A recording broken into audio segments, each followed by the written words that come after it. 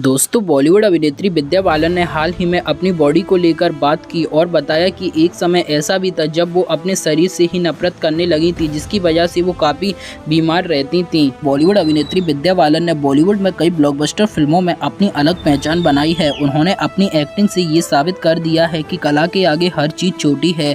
अब हाल ही में एक्ट्रेस ने ये खुलासा किया है कि उनकी ज़िंदगी में एक समय ऐसा भी था जब वह अपने शरीर से ही नफरत करने लगी थी। बॉलीवुड बॉय को दिए एक इंटरव्यू में विद्या बालन ने बताया, मैंने अपना एक पक्ष स्वीकार कर लिया था, मैंने दूसरे पक्ष को छोड़कर एक को एक्सेप्ट कर लिया, लेकिन एक के बिना दूसरे का होना संभव नहीं है, क्योंकि ऐसा होता तो मैं आधे शरीर के रूप में चल रही होती। लेकिन मुझे लगता है कि ये एहसास केवल अनुभव के साथ, जागरूकता के साथ, एक्सेप्ट करने के साथ आते हैं और इसे रियलाइज करने में लंबा समय लगता है। मैं बहुत लंबे समय तक अपने शरीर के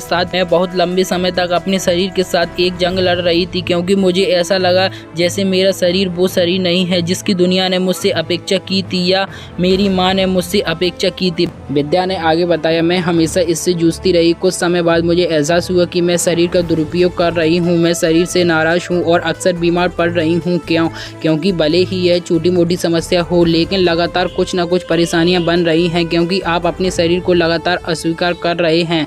तो मैं एहसास है कि अगर ये शरीर नहीं होता तो मैं जिंदा नहीं होती। कौन जानता है कि लाइफ खत्म होने के बाद क्या होता है, हम ये नहीं जानते हैं।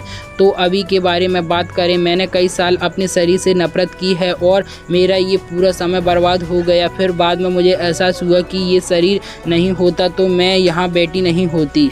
इस तरह विद्या बालन खुद अपने शरीर से ही नफरत करने लगी थी। फिलहाल दोस्तों, आप लोगों को विद्या बालन की मूवीज़ कैसी लगती हैं, हम कमेंट सेक्शन में ज़रूर बताएं। और